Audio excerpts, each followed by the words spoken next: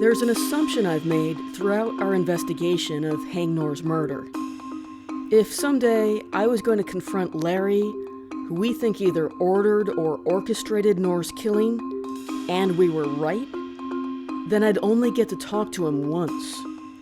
That's why Frank and I have spent as much time as we have building a case against him. We wanted to confront him with as much evidence as we could gather. We've had some success. One of our wins is Frank's deep dive into open source intelligence gathering across social media. He came up with photos of the man we believed was Larry and a few relatives. On top of that, we also had information thanks to Singapore's surprisingly transparent online business registry. And in April 2026, I headed to Singapore. Frank had considered joining me, but ultimately, he couldn't justify the cost, nor could the Innocence Center afford to send him. I hired Aaron, a local journalist, to work with me, and we set out in search of Larry. Much to my surprise, we found him on the very first day. I was confronting a man we thought was involved in the murder of Haing Ngor. The truth would prove more complicated. My name is Patricia Nunan, and this is Who Killed Haing Ngor? All right. I'm at a metro station, and I'm on my way to meet Aaron, and we're near the apartment building where our suspect, Larry, might live or might have lived. So this is a big morning for me, for us, and I don't quite know how to manage my own expectations. It could be great if we go in there and find Larry or someone who knows him. I'm a little bit worried that he's dead, or I'm a little bit worried that what I represent, the past and Haing Ngor, might just be too alarming and his family will completely freeze me out. But you can only research on the internet for so long, and sometimes you have to go knock on a door. This is a day I've been imagining for a long time. I've flown halfway around the world, largely to confront Larry. I found Aaron, here we are. Aaron and I first connected over the phone when I was still in the US, and I'd brought him up to speed on both Haing Ngor and Larry. We gotta record some of this. Okay, can. Like some of the... Well, you know what, I think I'm gonna, I'm wearing a linen shirt with a pocket. My plan is to hit record on my phone and leave it in my pocket with the screen facing my chest and upside down, so the mic is near the top. I had permission from the Innocence Center's Mike Samanchik to tell Larry I was working for them. That may be a little devious, and so was a secret recording, but neither are as bad as possibly paying to have someone killed.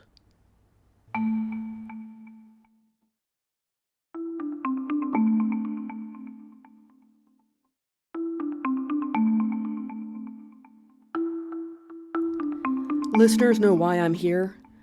First, Larry allegedly had a dispute with Ngor over a failed deal to buy a bank license from him. Ngor had sold it with a promise that he'd get the name on the license changed. When that didn't work, Larry threatened Ngor's life, saying, "I know professional killers."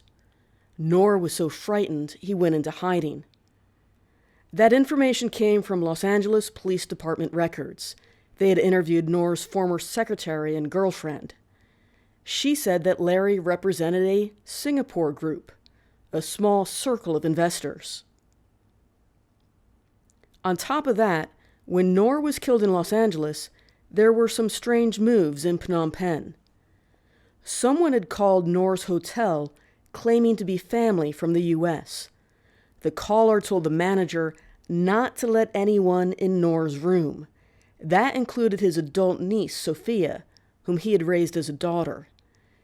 It's possible that all of this went down before the news of Ngor's death was widely known in Cambodia. For some reason, someone wanted to get in there first. We assumed it was Larry.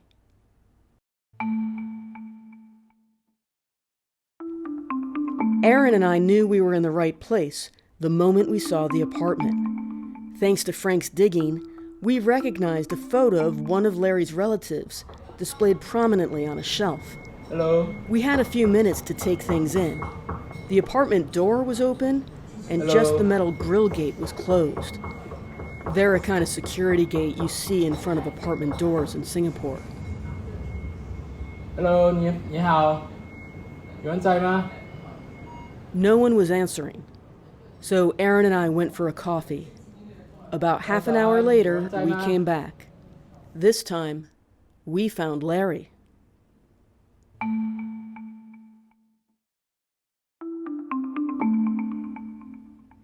Imagine how strange this was. Two random people, a Singaporean man and an American woman, show up at your front door asking questions about a 30-year-old murder. Larry was surprised and more than a little defensive. He was standing in the middle of his front room while Aaron and I talked through the gate, trying to persuade him to sit down with us so we could have a real conversation.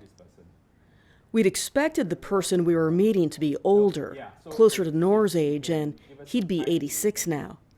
Larry is younger. Can I give you my card? Doesn't matter. I have no Mr. Did he work in Cambodia a long time ago? Once again, I'll put a transcript to this episode on the Who Killed Haing Ngor webpage. Larry's accent and the Singaporean style of speaking English may be tough for some to follow. Yes. It's related to an American gentleman who worked in Cambodia, and so we're wondering if could tell us about this individual because it would help us with a justice case in the United States. How did you come to know about me? Police in Los Angeles. I'm with a legal nonprofit, and so the police in Los Angeles interviewed some family and friends of this gentleman who's now deceased, and they all said there's Who is the gentleman who deceased? What is the his name is Ngor. Ngor, is it? Yeah. Ngor, Haing Ngor. Yeah. All right. And they said that Miss worked with him in Cambodia, and so we're trying to find out. He's living in my house before. Haing Ngor is living with my house. He's living here? No, in my house in Cambodia. In Cambodia? Yes. Are you? Yes. Oh, okay. Oh, okay. Boom. Larry just confirmed who he was and that Haing Ngor was his housemate. Suddenly, information started pouring out of him, but it was fragmented and disjointed. Larry was simultaneously corroborating and contradicting what we know about the case. The very next thing he said, Ngor owed him money. Because, people have told us that he had money problems. Yeah, because he buy a lot of things. He still owe me money actually, by fact. He still owes you money. How He still owe me come? money. He do some transaction, then he did not pay me back. He unable to fulfill the transaction. And then he should compensate me back all the losses, but then he only paid me half of it. Oh, Yeah. okay. What business was it? Logging. Logging. Logging transaction. In Cambodia. In Cambodia. Right. Oh. His brother is Sansuran, correct? Yeah. Larry was still standing in the middle of his front room. This all felt chaotic and disorganized, like we were going to lose him at any second. Yeah. Can we take you for a coffee? Yeah. You seem to know a lot about Because it. he's staying with me, I know. Yeah. Right. Can you just tell us your memories? I was very surprised. How come you can find out to me? Thanks to the recording, I'd later see that this disjointed conversation through the door went on for 11 and a half minutes. It wasn't until I laid out the situation facing Jason Chan and Tak Sun Tan, wrongfully convicted of Ngor's murder, alongside Indra Lim, that Larry relented. The police locked up 3 teenagers when Ngor was murdered. That was many years back. This is many years back. 1 is safe, but 2 have been released. But now, because of the Trump administration and ICE and all that, they're facing deportation. And with that, he let us in to talk. Maybe you can come in and take. Thank you. Appreciate it. Do you want my shoes off?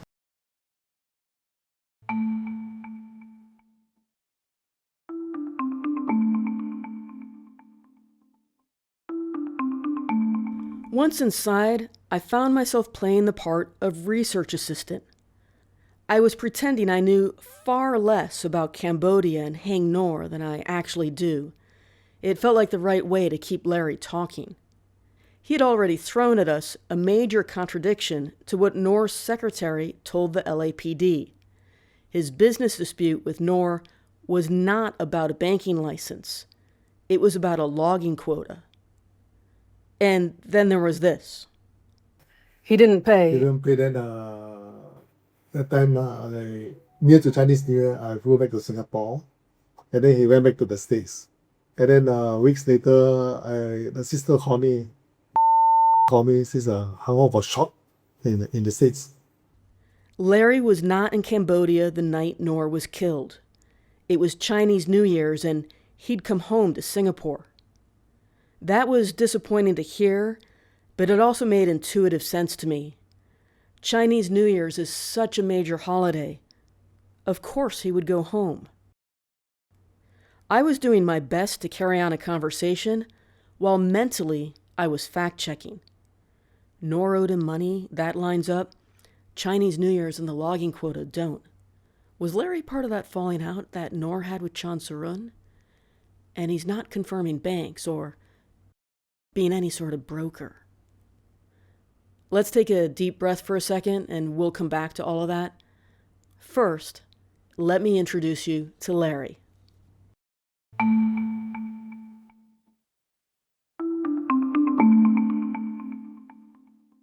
Larry was one of Cambodia's earliest Singaporean investors. He first went before the October 1991 peace deal was signed, or as he put it, before Prince Sihanouk returned from exile in Beijing. It makes sense he would put it that way. It turns out Larry was friends with a member of the royal family. Cambodia had been so badly decimated by the Khmer Rouge that trees were literally the only commodity they had for export. We touched on that last season. So when Cambodian officials saw what they thought was a deep-pocketed foreign investor coming in, they courted them. One was Chan Sarun, Ngor's brother, who was the director of the forestry department. Remember Japanese investor Koji Okada? He was a Japanese godfather-like figure that we talked to in the Timber Mafia episode last season. He was familiar with Ngor's sawmill. He was courted. So was Larry. That's how Larry met Chan Sarun, Prime Minister Hun Sen, and Haing Ngor, and even that member of the royal family. They all used to hang out together. Here's one of the first mini headlines of my visit. Chancellor wanted to go back to the States, but then Hun Sen tell him not to go because very dangerous. Maybe they want to kill him also. Yeah, at the time, at the time they thought it was Khmer Rouge. Because we are all linked up, we all know each other very, very well actually. The royal family, Okay. Hun Sen's family, all this, all we all know them. You also know Hun Sen, yeah? Yeah, we went to his house also. Hun Sen's house. Wow. So Chan Sarun wanted to go for the funeral. Right. He wanted to go and sort it out in the States, but then he was stopped by Hun Sen. He said, no, don't go.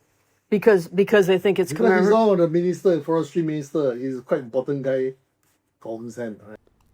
Chan Sarun wanted to go to Los Angeles for his brother's funeral. Prime Minister Hun Sen ordered him not to because he thought it was dangerous. They legitimately seemed to think Ngor was murdered by the Khmer Rouge.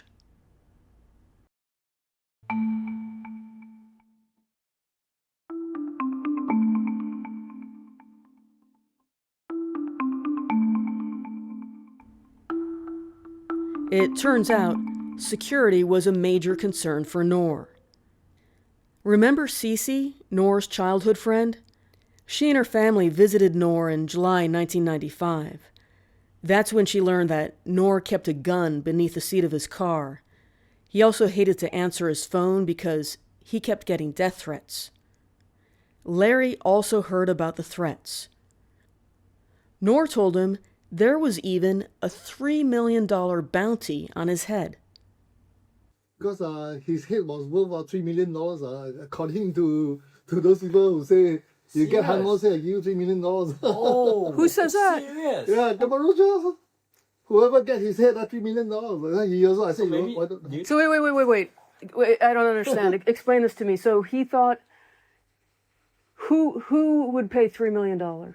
I hear say that his head worth $3 million. Whoever gets his head $3 million. So it was a rumor. It was a rumor going around. I said, wow, Haing Ngor, you very dangerous.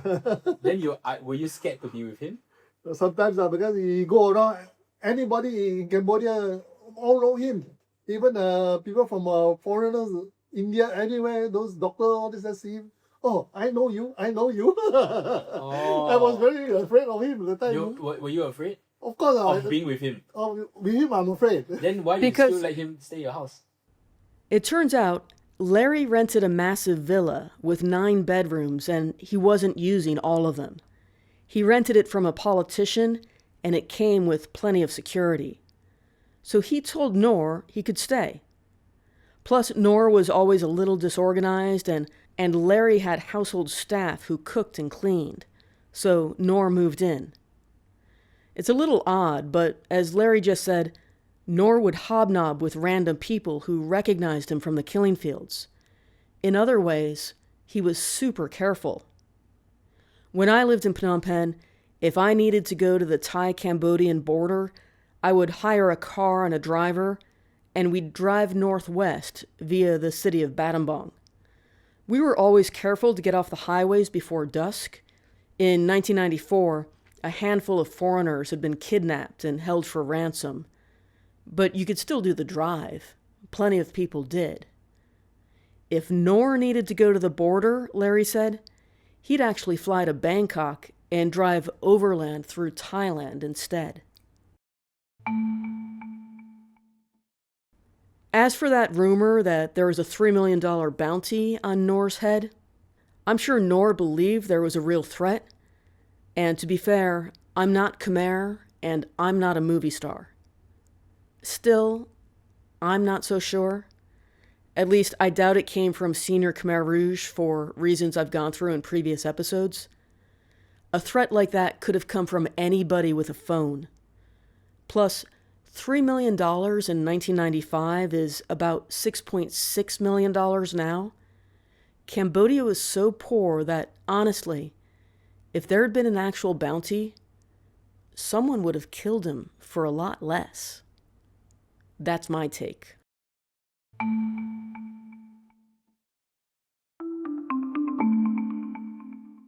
One thing I was trying to keep track of as I listened to Larry was Ngor's properties. Larry had said Ngor lived with him in the villa. At the same time, Ngor had an apartment on the river. It's where Yuk Chang used to run into him on the sidewalk when Ngor chatted in what was probably Teochew with his friend's mom before heading to the Naga World Casino. We heard about that in the Narcissism of Small Differences episode. Ngor also had an apartment on Monivong Boulevard. My colleague and I visited it the last time I was in Phnom Penh. It's a microfinance office now, closely tied to Chan Sarun. That's the address he told a journalist he lived at in 1994. But Sophia Ngor told police that she was barred from entering Ngor's hotel room after he was killed, as if that's where he was living in February 1996. So it looks like he bounced around a lot. Ngor's room in Larry's villa was largely bare. Like, did he have a laptop? Did he have No. personal... No. Did he have files for his nothing. businesses? Very clean inside the room. He didn't- Only clothing, so that's it. He didn't have any No, nothing. files or No, no. anything? I don't see any paper documents are not filed there. It's not there. Not. You just come back and sleep, bathe, eat, this and that. And this. Oh, so he didn't keep work material at the house. And did Sophia stay in your house? Sophie came to my house once, but she's living in the hotel. She's living in a hotel. Yeah. Is it possible, did he have office space in a hotel? That I don't know. But he used to come back and sleep in my house. Sometimes 1 o'clock, 2 o'clock in the morning. Even though they were housemates, Larry had a limited sense of what Ngor got up to during the day. He'd just leave in his car with NGO plates and come back late. He probably used the hotel room as his office and maybe even stayed there from time to time. It's likely Sophia lived at that same hotel.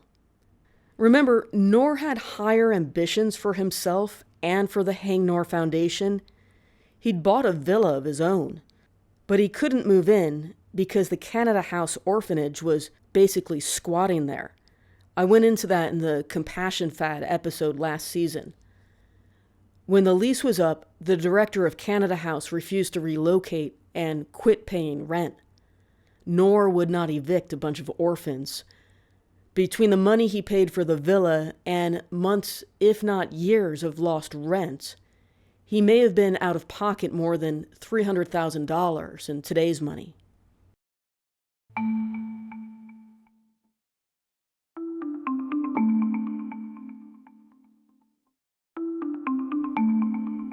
That brings us to something else that Larry corroborated about Ngor.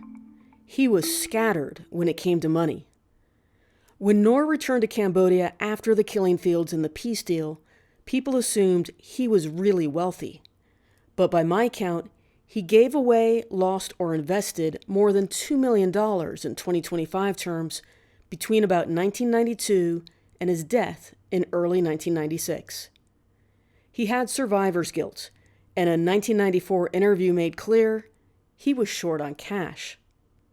Then, a year later, he may have earned close to $1 million for playing a Buddhist monk in a TV commercial for IBM.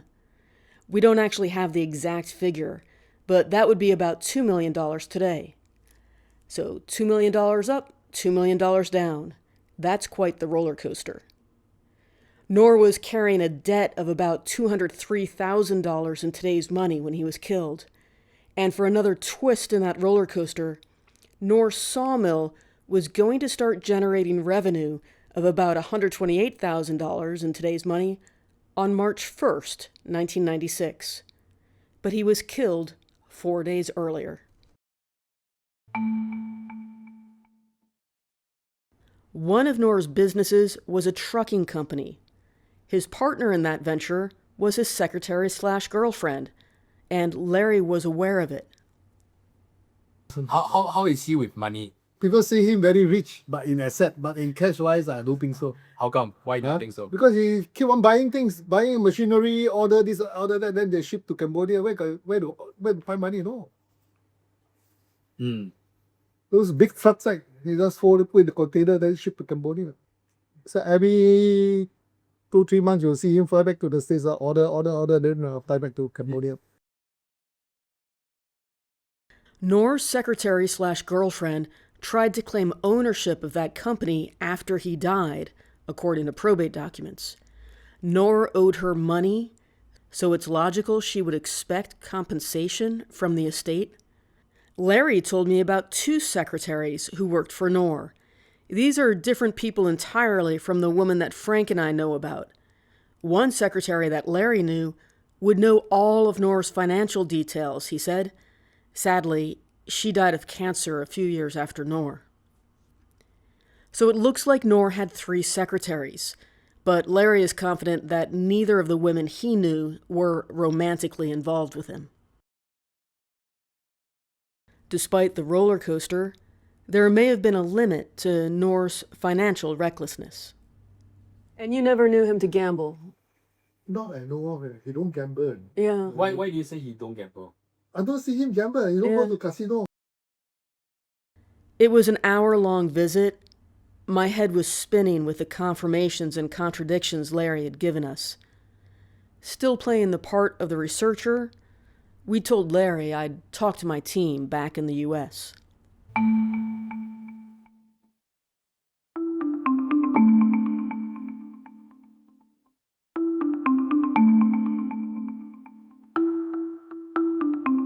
Back at my hotel, I jumped on a Zoom call with Frank.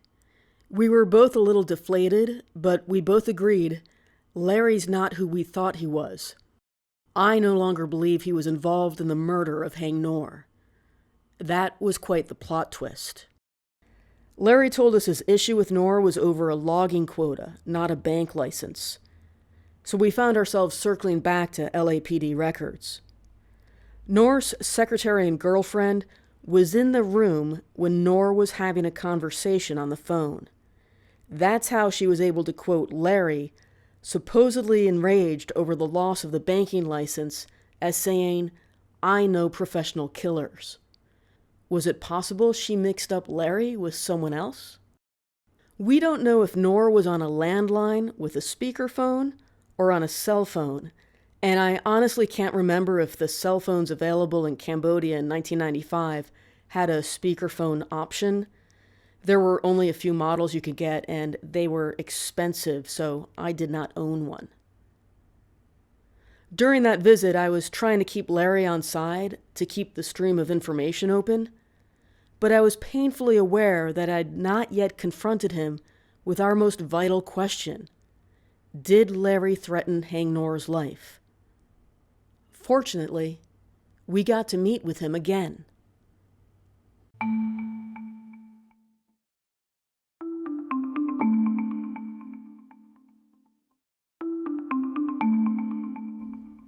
Hello, good morning. On our second visit, Larry greeted Aaron and me like old friends. We've brought you some treats. Yeah. We had swung by a bakery and arrived bearing gifts. I was doing that same trick. Cell phone upside down in my shirt pocket, already rolling. I was also armed with my iPad with PDFs of some LAPD records. This time, Larry's wife was there too. She'd made us a brunch with all sorts of Singaporean pastries. Larry had also done us a favor. He dug around and pulled out some old snapshots. Can I look through? You guys just slowly go Yeah. through, doesn't matter. Some were classic 1990s shots of Phnom Penh, awash in United Nations vehicles. Some were of himself, hanging out with Haing Ngor and friends. He pointed out a few folks. Ngor's secretary, the one who passed away, and her husband. He might be someone we could track down, he said. And there were party shots with embassy staffers. This is Haing Ngor. This and Haing Ngor, the right? second- Yeah, this is Haing Yeah. Ngor, right. This is the secretary. This is the second man of this is the ambassador. You see, investors like Larry gravitate toward diplomatic circles, and even diplomats wanted to meet a movie star. So this is social.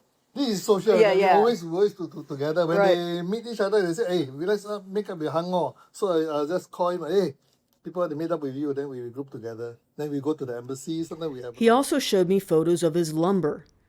Giant felled trees with trunks that were probably 3 feet in diameter. These are the logs we do in Cambodia. Right, they're big. Some serious Yeah. serious lumber. That's like 3 Yeah, foot. I don't cut trees, but I buy. They fall those logs. I just buy from them. You buy the fallen timber. Yeah, buy from them. Right. That's why I need the quota. You can So put I that on the couldn't get the ground. quota. A quota. That tracks with what was going on in the logging world at the time. In January 1995, the Cambodian government banned new logging in response to pressure from the international community and the prominent environmental NGO Global Witness. But there was an exception. Trees that had already been cut down could be sold if you had an export quota. So what Larry was telling us was credible. He paid $20,000 to Ngor for a quota. Ngor would have had to get his brother, Chan Sarun, to put the paperwork through. But at some point, they had had a falling out. If you go back to my Timber Mafia episode in Season 2, Chan Sarun had refused to give Ngor a logging concession to bring wood into his sawmill. It looks like he refused this request, too.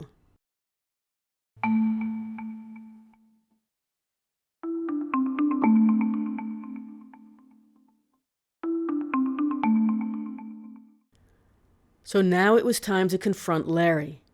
First, just a few details. We had a copy of the ID card for Ngor's secretary and girlfriend, issued by the NGO she was working for. It's a black and white photocopy of the ID card, so the actual picture is kind of dark.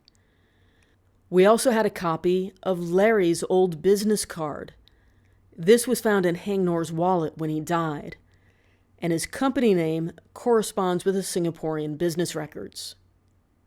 So you managed to find out something from the state side? Yeah. So I really appreciate you meeting with us for a second time, because I know this was a long time ago and I know it's an unpleasant subject. Yeah, very sad.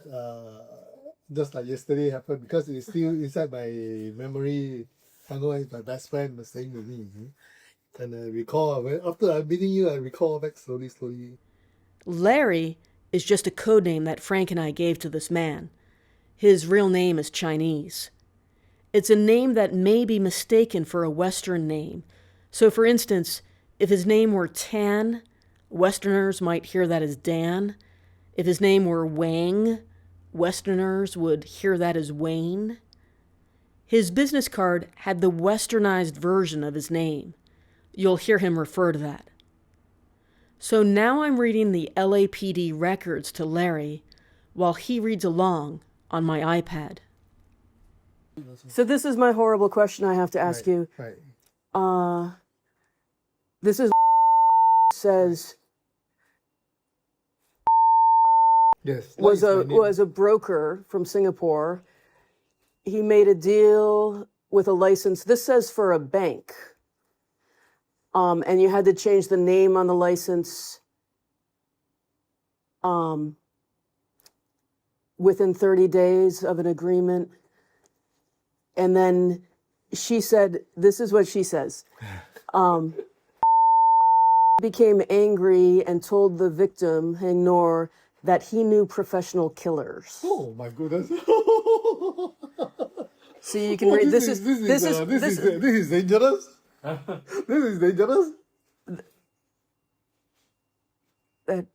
Sorry, it's not a very good copy. And that's this woman. My goodness. Oh my. So is she just out of her mind? Why is she mixing you up with someone? I'm not sure, but I use the name also. Correct. That's why Where's my stuff? I don't deny about it. Correct. But she said you threatened him. No, I never have any arrangement with licensing. No, Right. only my locks only. Yeah, and nothing about the bank. The bank, I have no idea. Right. I have no idea. Totally no idea about the bank. Became angry and told the victim that She make up story. I'm not sure. I use add in my name and get me into trouble. I do not know. I don't even know. Right. I don't even know. Yeah, that's what she said. But you don't even recognize the woman. No, I don't. Yeah. I've seen the truck before moving around. Yeah. And the NGO too. So, did she have her own car? Like her own? Sometimes Haing Ngor might hang out with her. I'm not sure. Bring her around. Maybe I seen her. Maybe. Right. I don't remember very clearly. Right. It's also not the greatest photo. So that's what's just so confusing. So she could be mistaken because she's saying bank Yeah. and Lloyd, but she could be talking about some other human being. She I'm not must sure, be. but I use the name. My name also. I printed my name card. My name also. Yeah. I have no doubt. Right? Whatever I do, sincerely. Whatever I know, everything I tell you the truth. All right. Yeah. No, I believe you. I believe you because, I don't think a bad person would let us in the door. I have nothing just- to hide. right, yeah. You want to know because he's my friend. Yeah. You want to investigate something. Wherever I can help, I help. Yeah. This is my principle. He's my good friend. I also don't know why people kill him. I don't know. Yeah. So you come here. I also want to find out. As you can tell, Larry was shocked to hear that he was accused of threatening Ngor's life. And I don't blame him because, again, I no longer think he was involved. I was wrong about Larry. We all were. But again, we were working off information that Ngor's secretary gave to the LAPD. She was wrong too. Everything Larry said felt genuine, consistent, and credible. He showed us photos of his logs with a bit of machinery. Especially on that second visit, he seemed eager to help us. He dug out the photos. He also gave us names of people we could possibly track down. And he asked us to be in touch, especially if we find out who killed Haing Ngor. I now consider Larry an ally.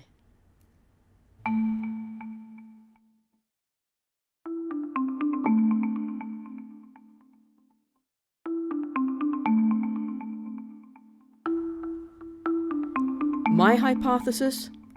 Ngor's secretary conflated Larry with someone else. A banking license and a Singapore group are both very specific things she shared with police. It seems unlikely to me that she'd dream those up out of the blue. Plus, certain facts still remain. Who was that creepy guy who showed up at the crime scene in L.A., at Ngor's apartment building, knocking on doors? The one who was, quote, looking for his mother. And who called the hotel in Phnom Penh? The manager and a security guard blocked Sophia Ngor from entering her uncle's room. That strongly implies someone wanted to get into Ngor's room before anybody else had the chance. Who was that? And why? Was there paperwork in the room? Was there money? Was there Ngor's missing necklace? We don't know. And again, the timeline really matters. Did that go down before Ngor's death was widely reported in Cambodia?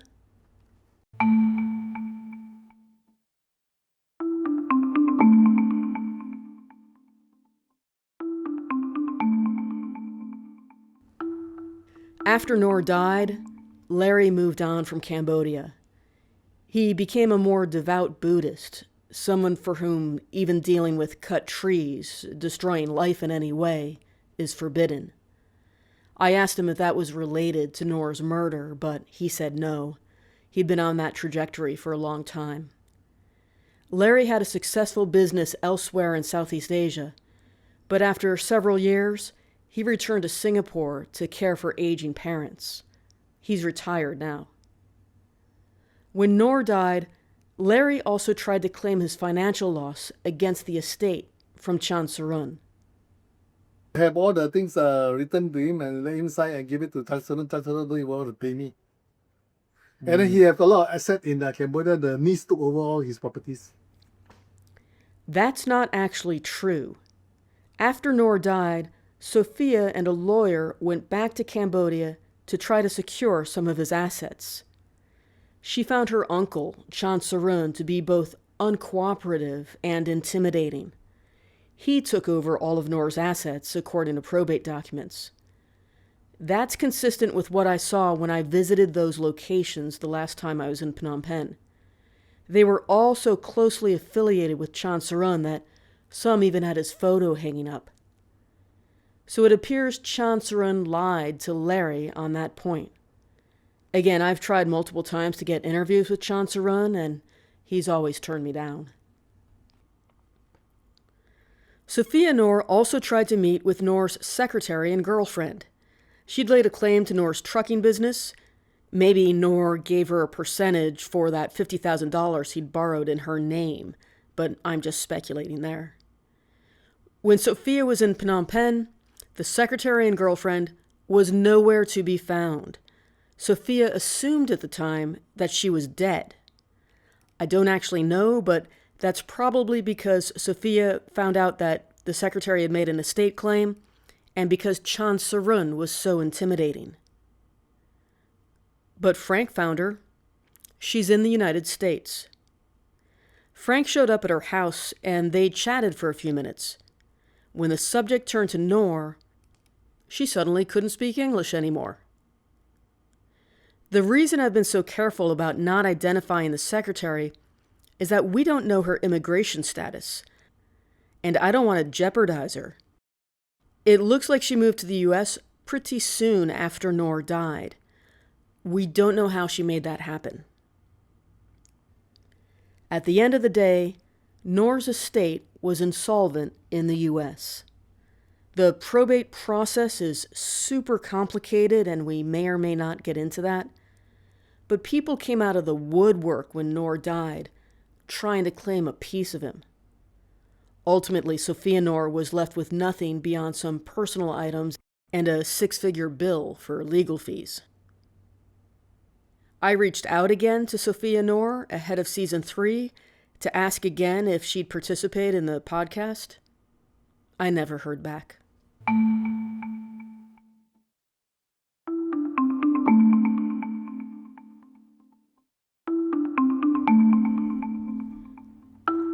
I'll admit that before my Singapore trip, I had a certain fantasy. In it, we'd find Larry. He'd say something like, "I always knew this day would come. Let me tell you everything." Then he'd outline his involvement in the murder of Haing Ngor. And he'd hand over Ngor's gold chain and pendant with an image of his late wife or some other key piece of evidence. Clearly, it didn't work out that way. But Larry is not the only guy I spoke to in Singapore. I also met with a couple of retired triad members, gangsters, and they're going to give me the scoop on Naga World.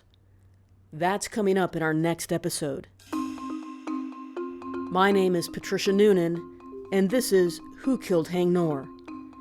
If you knew Haing Ngor personally and would like to contribute, or if you have information or ideas that you think could be helpful to the investigation, please get in touch.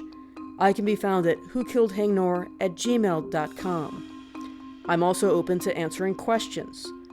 I'm on both Telegram and Substack as MP Nunan. If you'd like to support the investigation, there's a donation button on the webpage, whokilledhaingnor.com. Thank you for listening, and see you next week.